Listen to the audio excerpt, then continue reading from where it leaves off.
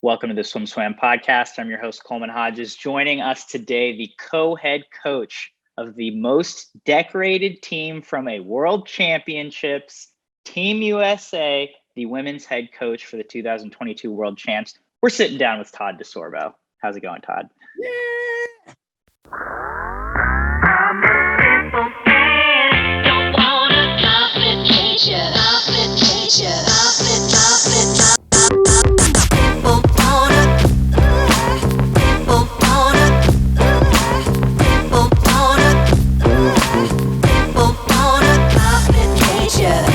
Happy to have you on. How's readjusting been to America coming off of Budapest for you? Back to America. It's been fine. I'm happy to be on with you as well. Yeah, just I think the best way to adjust is just to get thrown back into real life, back into the normal grind. So wasn't too hard to adjust. I don't think. Nighttime, I got a little, probably about 8 o'clock every night. I'm like, okay, I'm ready for bed. It's 2 a.m. in Budapest at 8 o'clock here. So other than that, good. Yeah. Do you have a group there at UVA that's still like training for nationals or training for another meet kind of towards the end of the summer, that when you got back, you were kind of right into the coaching mode? Yeah, I got back Sunday at like 7 p.m. and we did not have practice Monday morning, I don't think. So we had practice Monday afternoon. So we've got about 25 people here training for summer nationals in a couple of weeks. Gotcha. And are there so of the UVA athletes that made world champs, are any of them still training, or are they on break now? They're taking a break. I had told all three of them a while ago that they needed a break. They got back from Tokyo because all three of them, Emma, Alex, and Kate were also in Tokyo. So they got home from the Olympics and had just a couple of weeks, and then they were right back into it with the college team. And they started back immediately with the college team. I kind of was like, hey, come back whenever you're ready. And all three of them were like ready to go. They were excited to be back with the team. And so they didn't really get but maybe two or three weeks off. And, and then all the way through this season. So it's been, a solid 2 years with not much of a break. So I had told them, I was like, assuming you make the world championship team, I told them to take the rest of the summer off. So they're basically taking all of July and all of August off because, they're not going to get, once we get to September and we start the new school year, you're inside of 2 years to 24 Olympics, and you're just not going to have a chance to take an extended break, right? You might get a week here, a week there, but you're not going to get a chance to take a month off or 6 weeks off, or even, much more than maybe 2 or 3 weeks at a time. So I was like, just take it now. I don't want to see you. I was like, if you want to do anything, go lift weights. Don't come to the pool. And I'm sure, they'll stay in shape. I'm not too worried about it, but that this is their last chance before the push towards Paris to really just get a good break and refresh and, get a good reset, more so probably, psychologically, emotionally than physically. But so they're done. I think they're actually going to come out to nationals and hang out and use it as vacation. Who wouldn't want to? Yeah. I mean, so, but yeah, they're not swimming. Gotcha. Nice. All right. So let's turn the focus to you. I'm always curious about head coaches on a Team USA capacity. So following the conclusion of our trials in Greensboro, when does that hat come on for you? When do you start being, the head coach of Team USA? I guess mentally and also just practically, when do your duties start and what do they look like? Yeah, I mean, we started having meetings, Anthony and I and Lindsay and some of the, the rest of USA Swimming personnel long before trials, just really from a logistical and a planning perspective. We talked a lot about how much pool time we might need, what the weight room situation was going to look like, a lot of logistics around the training camp more than anything. What day we would travel to training camp, what day we would leave Croatia and go to Budapest, that type of stuff. So we did a decent amount of planning with USA Swimming from that perspective, well in advance. And then really it was, probably like a little bit during trials. We met a couple times, Anthony and I and Lindsay, to discuss the rest of the coaching staff and who might go, or who we might want to invite to go. But then, as soon as the meet was over, then it was pretty much full go, a good bit of planning, just a lot of communicating with the rest of the coaching staff that was going to be on the ground there. A lot of communicating with home coaches, that personal coaches that weren't going to be there, planning, just getting them practice plans, getting their practice plans from them. And, really just a lot of moving parts with a lot of different athletes, and assigning athletes to coaches, different coaches, grouping people together, that type of stuff. So it was a good bit. There was a decent amount of work involved between trials and when we left for training camp. So that was, and then we had a couple of Zooms with the team. What's up, Mel? Todd says hi. Yo, dog looks way better than Mel.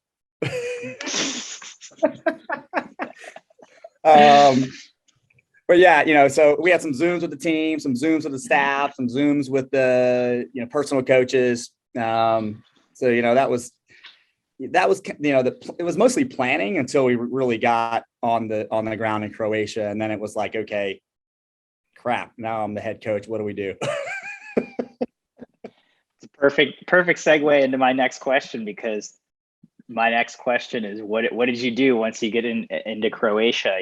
Did you have a specific training group? Is it more of a situation where you're kind of one of the coaches just training a group, or are you more managing the coaches that are then, handing workouts to athletes? Or is it a mixture of both, or is it none of those things? I think it's a little bit of a mixture of both, but more probably less managing everybody and more just being a personal coach for a group of athletes there.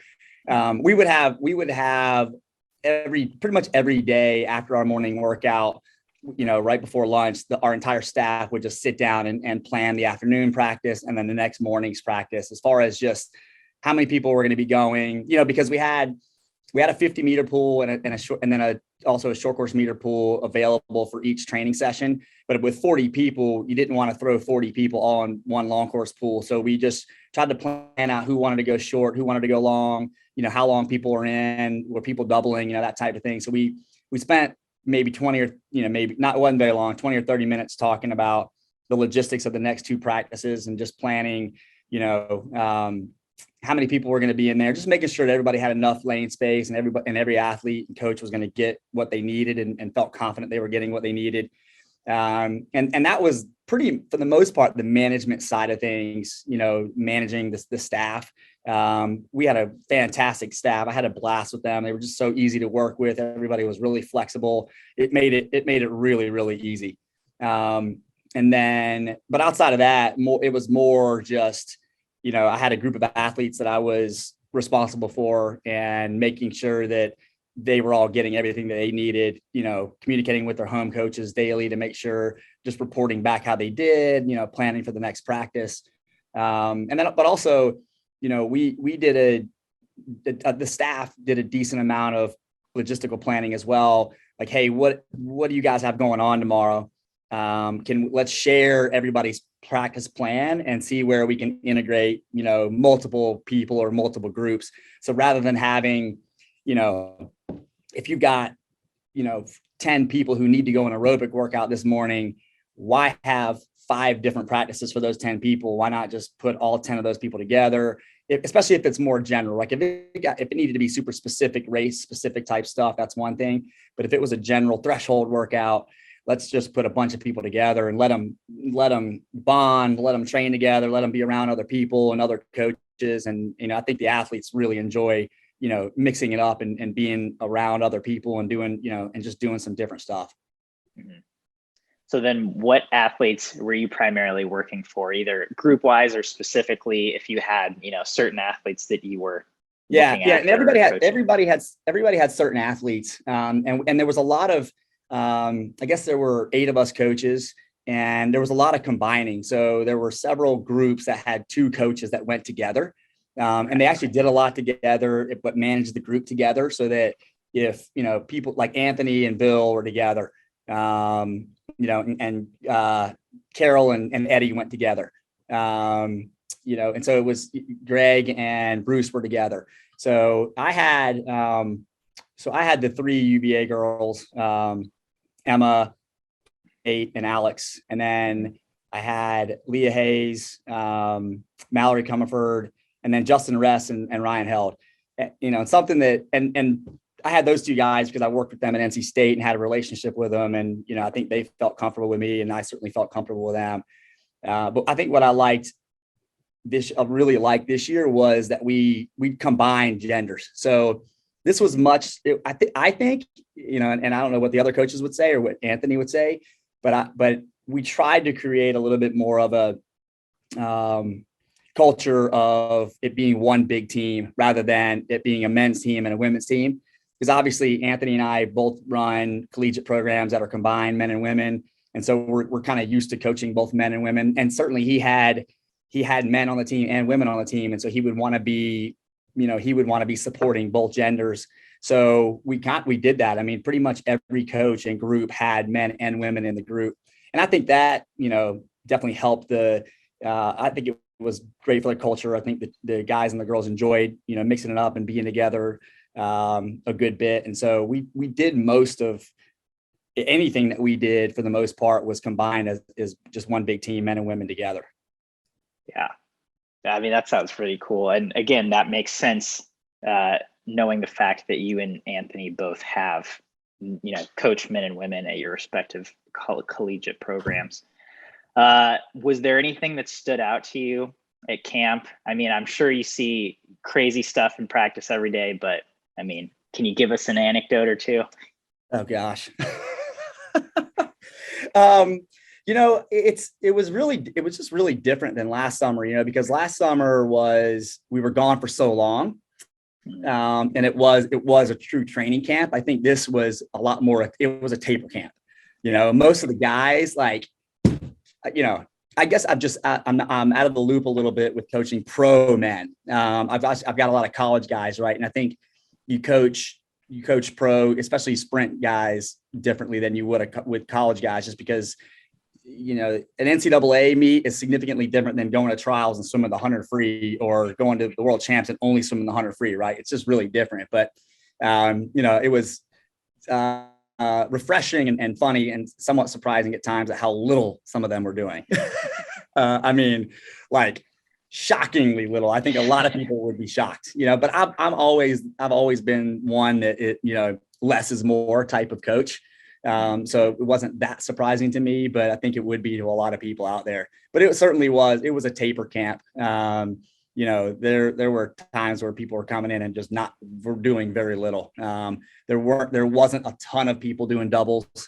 And so it kind of made things a little bit easier and a little bit more low key and probably a little bit less intense because people were just getting excited and getting ready to swim fast, for the most part. Because by the time we got to Croatia, we were only about 11 days out from the beginning of the meet, so, even most of the females were laying pretty low and getting ready to taper. If not, you had a couple like Emma Weyant didn't swim until the very last day of the meet.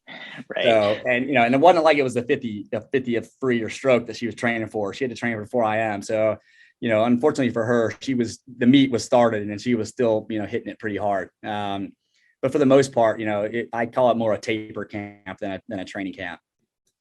I just talked to Justin Ress a couple days ago, and he was, saying how he's like, well, on an aerobic day, I probably hit 4,000, and on my shorter days, he might have felt like 4,000, but there's no way he was doing 4. I don't know. He's a pretty, he's definitely a pro. He knows what he's doing and didn't require a lot. He very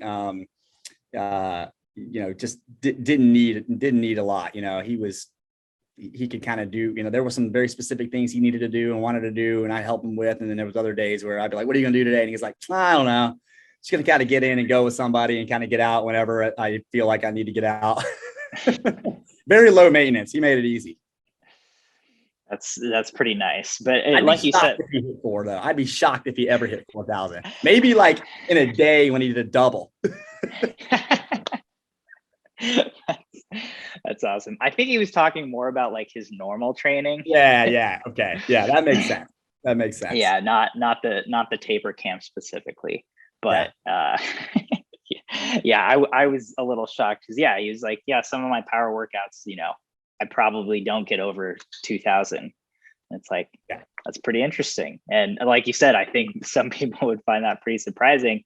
But again, it's different if you're training for 100 free at trials than a 3-day NCAA meet. Yeah. So once you get to the meet, just for you as a coach, like getting into the meet, is there a day that you feel like you kind of found the rhythm, found the groove of the meet, or was that something that just kind of gradually happened throughout the meet, or was it completely just discombobulated the whole? No, I mean, I think it was, I think we all hit our stride right away. As soon as we got to Budapest, we got on the schedule. We would go for our morning swims about the time prelims was going to happen. And then we got, same thing for finals, people wanted to go over in the afternoon. In the first day, we tried to have the team go all together for whatever sessions they were going to go to. And then after that, it was like, kind of come whenever, just let us know. There's bus every 20 minutes. Let us know when you want to go, when you want to be there. Because especially when the meet starts, you're not going to have everybody going at 7 a.m., especially if they're not swimming.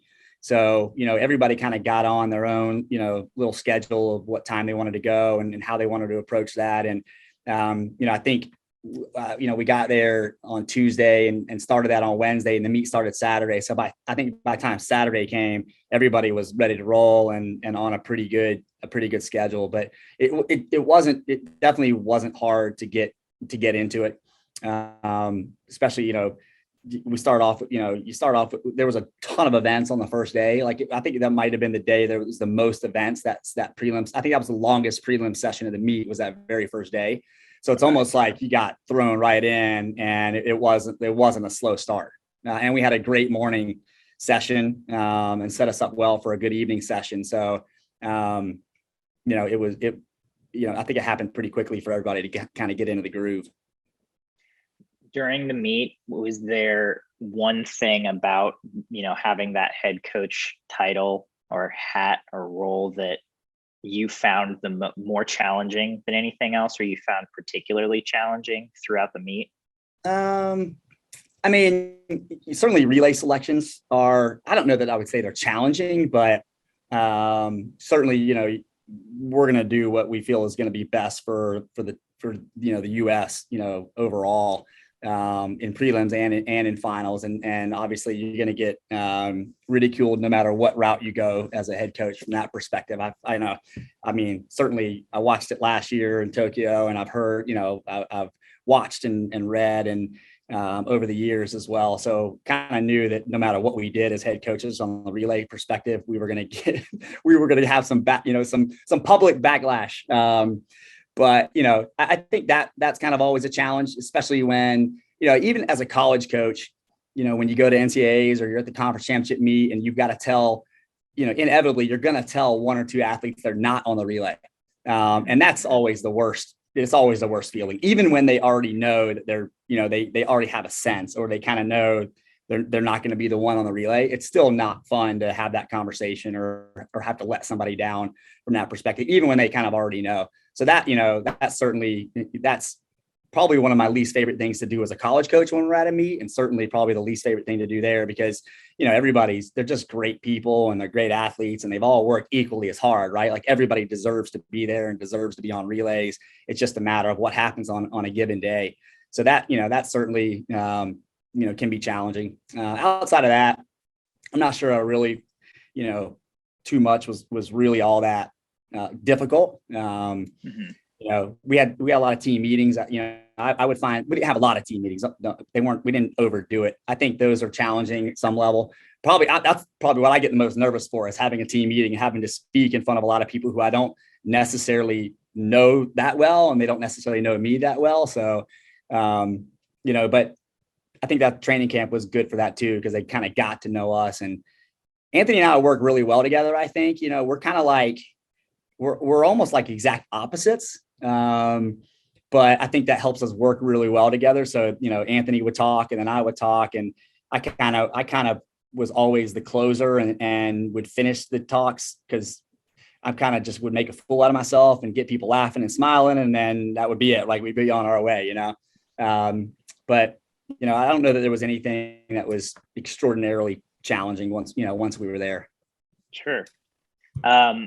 So for those relay selections and orders, I'm always curious about this at like every meet. And so obviously just specifically for this meet and prelims, for a prelims relay, when you're prepping, when you're deciding an order and also just preparing athletes for that swim, is there any strategy that goes into place of, hey, put in this effort or try to get this seed or this lane? Did that happen at all over the course of the meet?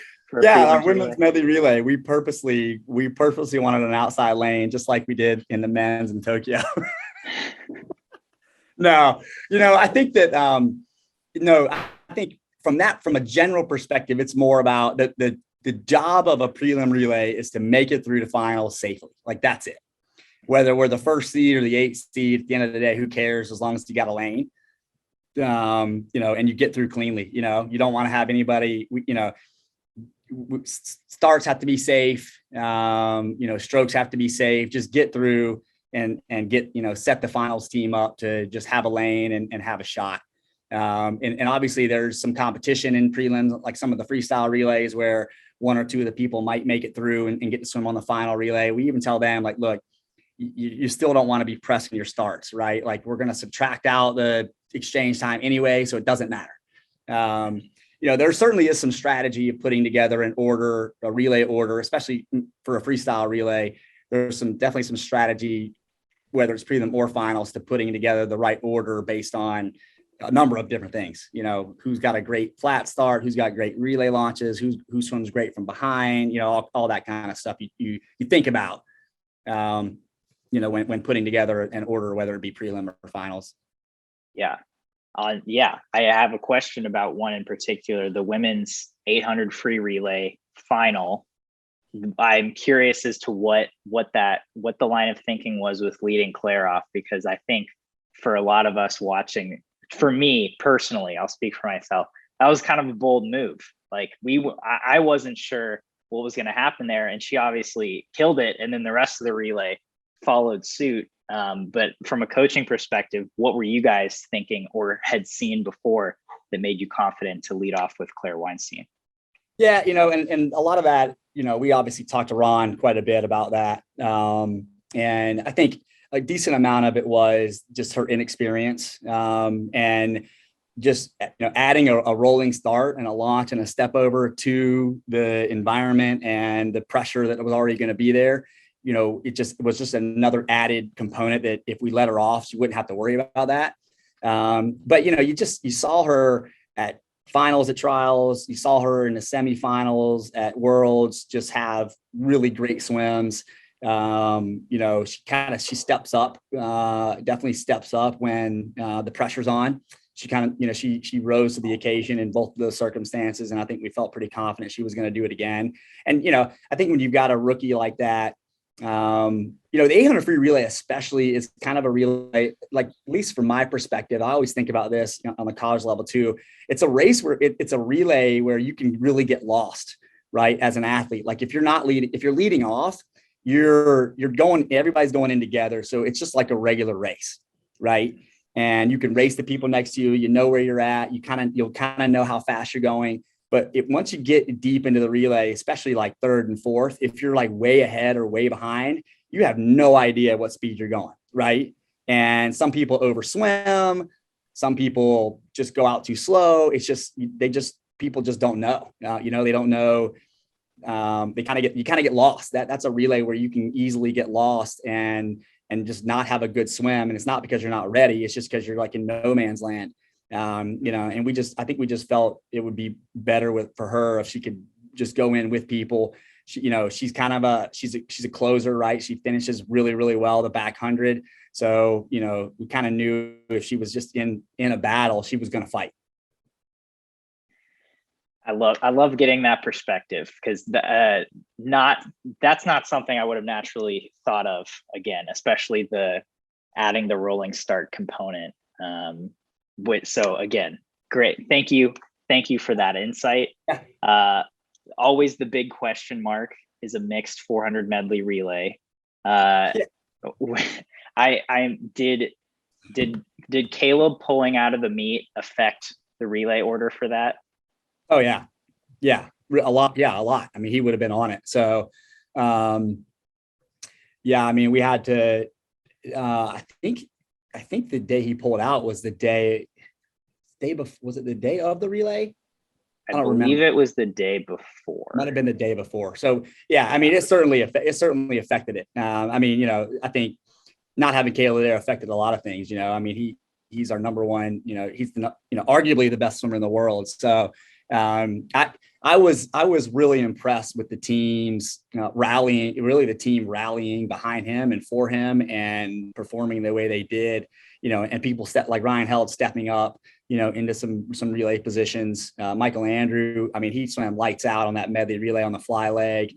I was really impressed with the team as a whole. But yeah, I mean, certainly, not having Caleb, I mean, not having him there changed everything on pretty much any male relay at that point. Yeah. And obviously the mixed medley relay US put together worked out just fine. You guys won by 2.5 seconds, almost 2.5 seconds. Yeah. So then just moving into the end of the meet, when I'm guessing athletes start to, get a little fatigued physically, emotionally, like an 8-day meet, I get fatigued and I'm not even competing, right?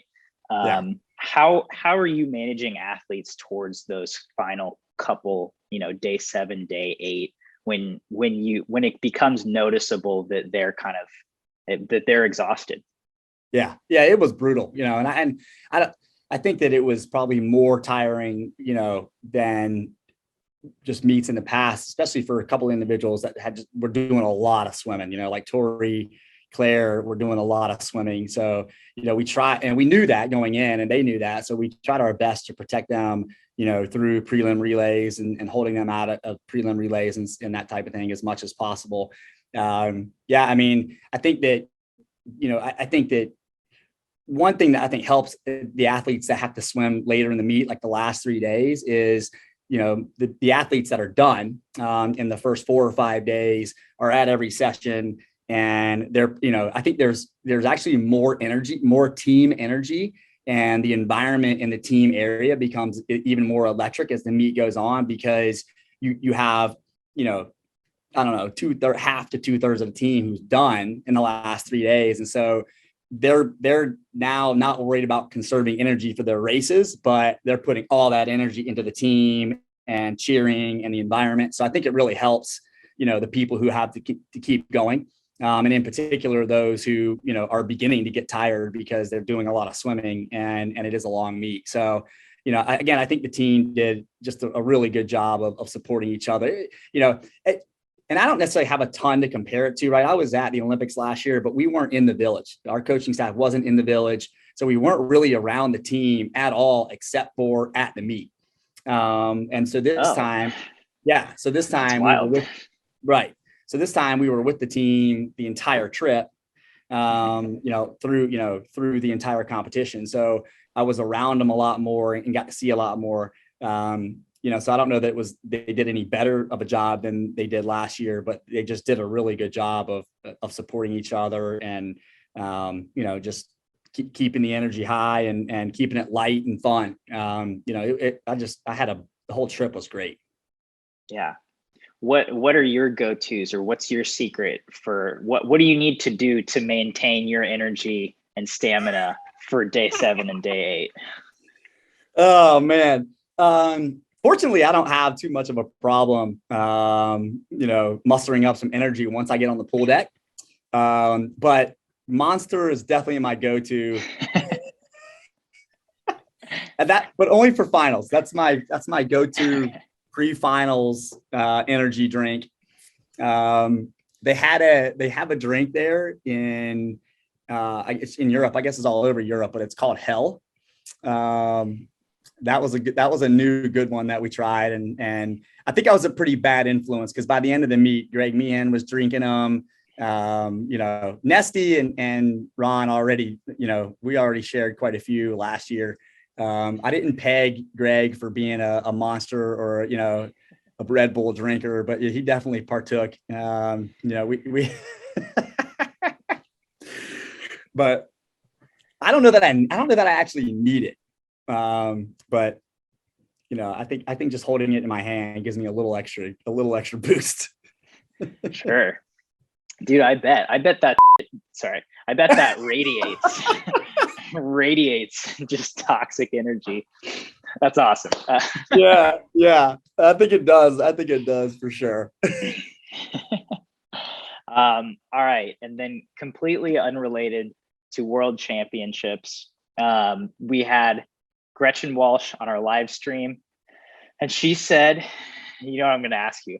She said that she's not wearing a tech suit in races for hundreds. I think that's the deal. Yep. Can you tell us in your words how this came about? That's funny. I didn't know. I knew she was on with you guys, but I didn't know she had mentioned that. She just has struggled, with her hundreds long course. She had an unreal short course season. And I think she had such great success in the hundreds, in like 2018, 2019, even into 2020 and even short course and long course. But then I think she just from 2019 till now, till her freshman year this year, she had continued to improve little by little. But I think the two events that really have been, she's trying to get over the hump is the 100 free, even short course and long course. She was pretty frustrated with the 100 free short course this year up until NCAAs. I mean, her best time was 46.9, and she went we didn't tape her for ACCs, but she went 46.8 or 9, and she went 46.8 or 9 in prelims at NCAAs, and then just smashed it at night, went 46.0. And, the first thing she said to me when she got out of that race was she was like, gosh, I needed that. It was just that breakthrough from not having necessarily improved in that race for a while. And knowing that it's in her, I see it in practice every day where there's no doubt that she's capable of doing that. And I think she just had the same little, I don't want to call it a mental block, but she's just having an internal battle with the hundreds. And I think a lot of that stemmed from, she had such success in 2019 at Junior Worlds when she went 53. And then there was a lot of expectation put on her shoulders what was she, 3 years ago? She was 16, right? 15, 16 years old. That's a ton of expectation and pressure. She's going to be the next great American sprinter. And I'm sure she, was into that and liked that and was excited about that, but it's a lot of pressure. And then, I don't really remember what she was doing in 2020, but then she just didn't have a great trials. 21, her Olympic trial 100 free prelim was not good. But, she came back later in meet, went a lifetime best in the 50 and got 5th or 6th. And the same thing happened at trials in April. She has great 50s. Her 100 back was just not good. Her 100 free was the first day. It was not good. And then she comes back and goes a lifetime best in the 50 and gets 3rd and misses the team by 1/100th. Right. And so it's in you to go fast because you're going best times in these other races. But for some reason, and it's not like she's going fast and it's not like she's not conditioned. It's not like she's going out real fast in the 100 and dying. She's just not going out fast and not coming home fast. It's just it's just not coming together for her. It's like she just needs to race it a lot more, and just refigure out how to swim the race. So when we got back from trials, I was just like, look, I'm like, we got to do something different. We've got to do something to get your mind off of those races. And I was like, so I'm not allowing you to wear a tech suit, a speed suit at all until you go a certain time without a tech suit. And she was like, even at nationals? And I'm like, well, if you haven't gone the time yet, then yeah, even at nationals. And she's like, well, don't you think people will think that's weird? And I was like, well, Gretchen, don't you think going 55 in a tech suit, people think that's weird? Because she's way better than that, right? And she's like, touche. So yeah, so she hasn't, and she had a meet in Greensboro while we were at Worlds.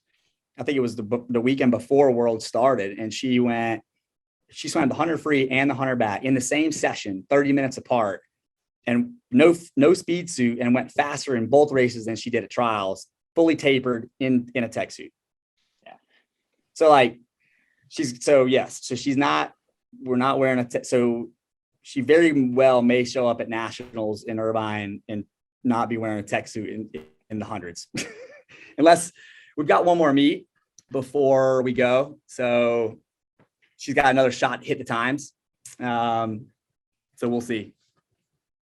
Nice. Yeah, I mean, I would love to see that because I think it's awesome, but we'll see. I also, at the top of the show, you were like, oh yeah, nationals in a couple of weeks. And I'm like, nationals are in like 2 months. And then I just realized nationals are in a couple of weeks. Yeah. 3 weeks from today. It's crazy. It's crazy. Yeah. The summer's flying by. But I digress. Thank you, Todd. I appreciate you taking the time to sit down and chat. It's always great catching up with you. Any parting thoughts before we sign off today? No, I mean, I guess if you're talking about Worlds, I think to me it was, we were gone for 3 weeks. So it was long, but certainly shorter than, last year. And I don't think it could have gone any better the entire trip. Again, what I found really great, got to spend a lot of quality time with the coaches on staff. And, Greg, for example, obviously Stanford, Virginia and Stanford were huge rivals. But it was just awesome getting to spend 3 weeks with him. And, I think we built a great bond while we were there. That was great. Carol, certainly, at Texas, spent a lot of time with her. Bill from Ohio State. Like, I didn't know Bill at all really before this trip, and he is hilarious. But, I really enjoyed the staff. They made the trip, they just made it fun. And then obviously the team was, it's just an amazing group of people and certainly great athletes. So, I don't think it really could have gone any better. So, I think it showed in their swimming too. I think obviously we had a great competition overall as a team, but it was fun. I had a good time, and certainly look forward to hopefully helping the U.S. team, for years to come.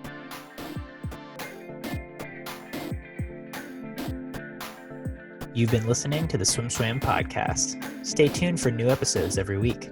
You can take Swim Swam podcast on the go by subscribing on your favorite podcast platform. Look for links in the description below, and be sure to subscribe to our YouTube channel for more videos as well.